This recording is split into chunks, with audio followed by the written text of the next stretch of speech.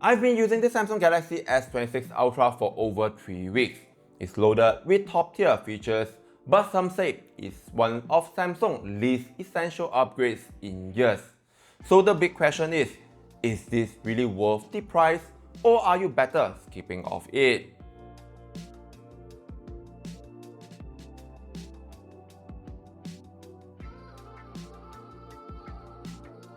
It comes with powerful hardware, upgraded AI features, and a brand new industry-first privacy display technology designed to stop screen peekers from seeing what's on your screen.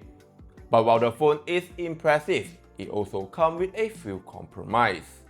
In this video, we are going to look at what Samsung got right and what they didn't. Starting with the design, the Galaxy S26 Ultra finally looks like it belongs to the same family while retaining the signature attributes of Ultra phone. You still get the massive display, the minimalist camera layout on the back, and of course, the built-in S Pen, which remain one of the most unique features in the flagship market. Samsung has refined the design slightly this year, making the phone a bit thinner and lighter, which improves comfort despite its large size. However, some users might not like this change. Samsung has moved away from titanium and returned to aluminum, which help reduce weight but may feel like a downgrade in material. But this makes sense as aluminum offers superior thermal performance, something the food brands recognized when it made a similar switch. The display is still a highlight. You get a 6.9-inch dynamic AMOLED 2X display with a 120Hz LTPO panel. Samsung has long been known for producing the best display, and the Galaxy S26 Ultra continues that reputation. The biggest new features is the privacy display. This limits viewing angle so people sitting next to you can't easily see what's on your screen.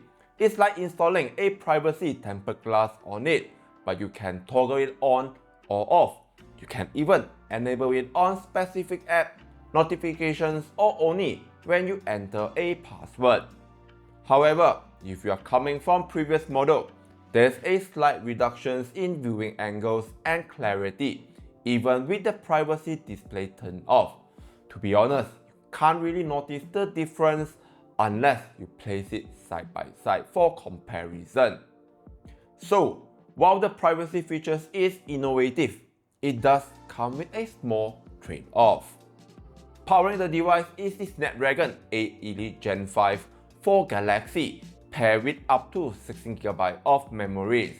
In daily use, performance is extremely fast, whether it's multitasking, gaming, or shooting high-fidelity video.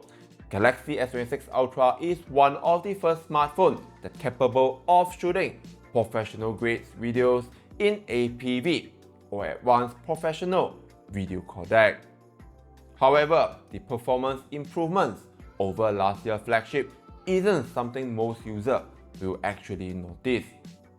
While it's technically faster, the real-world difference may feel negligible for people upgrading from a recent flagship. If you are into numbers, here you go.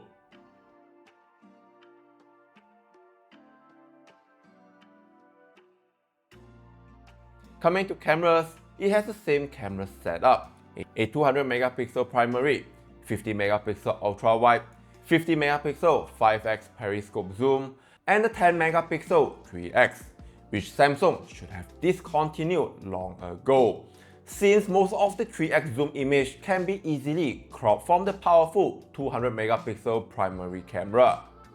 What is new is the wider apertures on the primary and 5x periscope camera, which allow more lights into the sensor and improve low-light photography.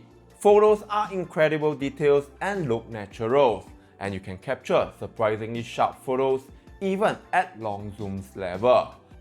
But compared to Chinese counterparts that rely heavily on AI reconstructions and co-branded camera brands with their color signs, Samsung can feel a bit blunt. This isn't necessarily bad, it gives a more natural and less aggressive image processing. Compared to Samsung Galaxy S25 Ultra, the improvement isn't a huge leap, but the camera system remains excellent. Last year Ultra's already impressed with its battery life despite sticking to a 1500 mAh battery only. It was a clear example of how well Samsung has optimized its software and overall power efficiency. The Galaxy S26 Ultra keeps the same 1500 mAh capacity but managed to squeeze out an extra hours of usage compared to its predecessor, which is a nice improvement in real-world use. That said, while battery life remains solid and reliable, it's no longer leading the pack. Some competitors has pulled ahead, offering significantly longer endurance thanks to newer technology like silicon carbon battery. Let's imagine Samsung uses the silicon carbon batteries in it. Charging has improved. The S26 Ultra now supports up to 60 watt wired charging, which is much faster than previous model.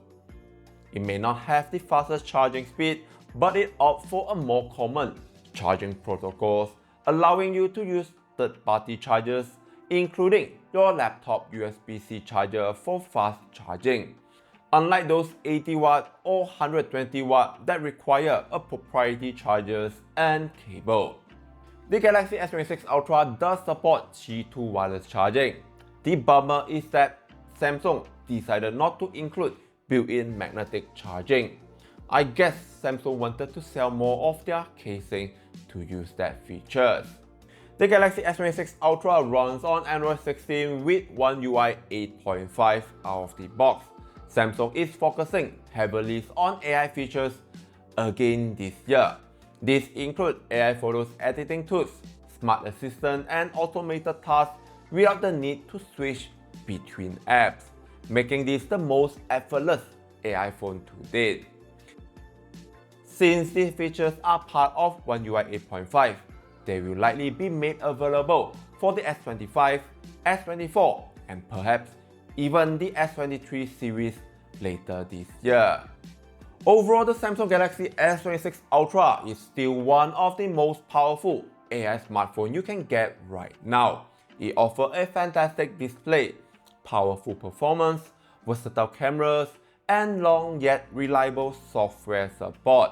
But at the same time, the improvement compared to previous models are relatively small. If you are upgrading from something like the Galaxy S23 series or older, the Galaxy S26 Ultra is a fantastic choice. But if you already own a recent Ultra models like the Galaxy S25 Ultra, the upgrade might not feel significant. And that's the Samsung Galaxy S26 Ultra. If you have any questions, do drop them in the comment box below, so I'll be sure to answer them. Thank you for watching, take care, and I'll see you at the next one.